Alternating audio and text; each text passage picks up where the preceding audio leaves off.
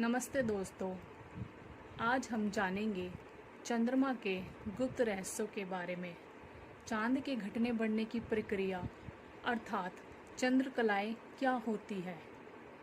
आप लोग सोचते होंगे कि चंद्रमा रोज गोल क्यों नहीं दिखाई देता, कभी छोटा, कभी बड़ा, कभी पूरा, तो कभी गायब ही हो जाता है। अर्थात चंद्रमा के आकार में यह परिवर्तन कैसे आता है। चंद्रमा रोज घटता बढ़ता कैसे है। कभी कभी बच्चे यह सवाल अपने माता पिता से पूछते हैं और ज़्यादातर माता पिता इसका जवाब नहीं दे पाते, क्योंकि शायद उन्हें भी नहीं पता होता। चलिए अब मैं आपको इसका जवाब देती हूँ, अर्थात चंद्रमा के घटने बढ़ने का रहस्य बताती हूँ। इस रहस्य को जानने के लिए हमें सूर्य, पृथ्वी और चंद्रमा के रिश्ते को जानना होगा। सूर्य जो एक तारा है, पृथ्वी एक ग्रह है और चंद्रमा एक उपग्रह है।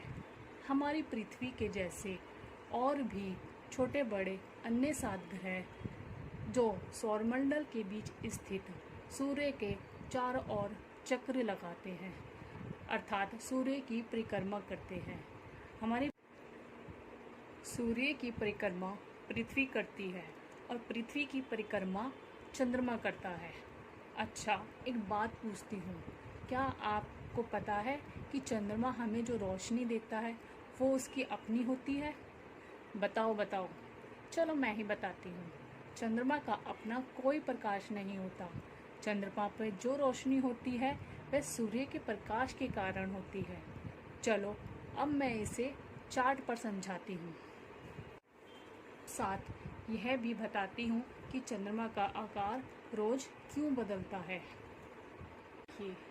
ये हमारा सूर्य है, ये पृथ्वी है और चंद्रमा इसके चारों तरफ परिक्रमा कर रहा है। चंद्रमा जब इस स्थिति में होता है तब सूर्य का प्रकाश चंद्रमा के इस हिस्से पर पड़ रहा है, इस हिस्से पे नहीं आ रहा है और हम पृथ्वी से चंद्रमा को देख रहे हैं, तो हमें चंद्रमा का ये हिस्सा दिखाई दे रहा है जहाँ सूर्य का प्रकाश नहीं है। इसलिए हमें उस दिन बिल्कुल अंधेरा दिखाई देता है, चंद्रमा नज़र नहीं आता।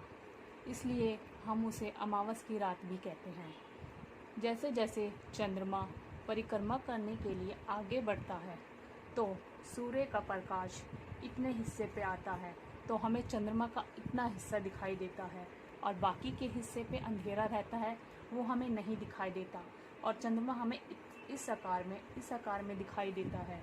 धीरे धीरे चंद्रमा और आगे बढ़ता है तो चंद्रमा पर सूर्य का प्रकाश जो पड़ा वो थोड़ा और बढ़ गया, तो हमें चंद्रमा का आकार थोड़ा सा और बड़ा दिखाई दिया। इसी तरह और चंद्रमा आगे बढ़ा परिक्रमा करने के लिए, तो हमें इतना हिस्सा दिखाई दिया चंद्रमा का जहाँ पे सूर्य का प्रकाश पड़ रहा है।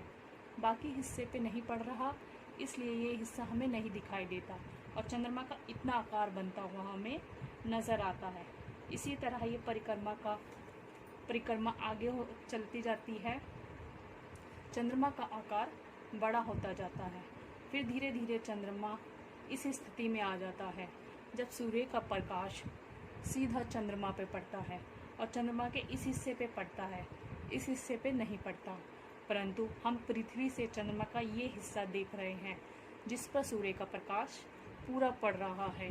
इसलिए यहाँ से हमें चांद पूरा दिखाई देता है और इसे हम पूर्णिमा की रात कहते हैं, जब चांद हमें पूरा दिखाई देता है। क्योंकि हम चांद को यहाँ से देख रहे हैं, इसलिए चांद हमें पूरा दिखाई दे रहा है। वैसे चांद हमेशा कभी भी पूरा नहीं दिखाई देता। चांद के जितने हिस्से पर प्रकाश पड़ता है सूर्य का, हमें सिर्फ उतना हिस्सा ही नज़र आता है। पूर्णिमा के बाद जब चांद और आगे बढ़ता है तो हमें उसका इतना हिस्सा नज़र आता है और इतने हिस्से पर अंधेरा रहने के कारण ये हिस्सा नहीं दिखाई देता और चंद्रमा का ये आकार नज़र आता है हमें पृथ्वी से। इसी तरह धीरे धीरे यहाँ आया तो चंद्रमा का इतना आकार हो गया, फिर इधर आने पे चंद्रमा का ये आकार है जो हमें नज़र आ रहा है। इसी तरह और चंद्रमा का आकार बढ़ गया, फिर और ज़्यादा बढ़ गया। इतने हिस्से को कृष्ण पक्ष कहा जाता है। जब चंद्रमा पूर्णिमा से लेकर अमावस तक आता है तो ये कृष्ण पक्ष का दौर होता है और ये 14 दिन का होता है। और ये जो अमावस से लेके पूर्णिमा का दौर होता है ये शुक्ल पक्ष का होता है और ये भी 14 दिन का होता है। अमावस के बाद जब हमें चांद दिखाई देता है, अमावस के 4 दिन बाद चांद का ये आकार होता है और 7 दिन बाद ये आकार, 11 दिन बाद ये आकार और 14वें दिन चंद्रमा हमें पूरा दिखाई देता है, जिसे पूर्णमासी भी कहा जाता है अर्थात पूर्णिमा कहा जाता है। पूर्णिमा के बाद 18वें दिन चंद्रमा इस आकार में ले लेता है रूप और 21वें दिन चंद्रमा का ये आकार हो जाता है और 25वें दिन चंद्रमा फिर अपने कम आकार में आ जाता है। इसी तरह चांद के घटने बढ़ने की प्रक्रिया चलती रहती है और इसे हम चंद्रमा की कलाएं भी कहते हैं। चंद्रमा ने पृथ्वी की परिक्रमा करते समय जो जो रूप बनाया था, अर्थात इन सब रूपों को हम चंद्रमा की कलाएं भी कहते हैं। जब चंद्रमा इन रूपों को लेता है तो ये चंद्रमा की कलाएं कहलाती हैं।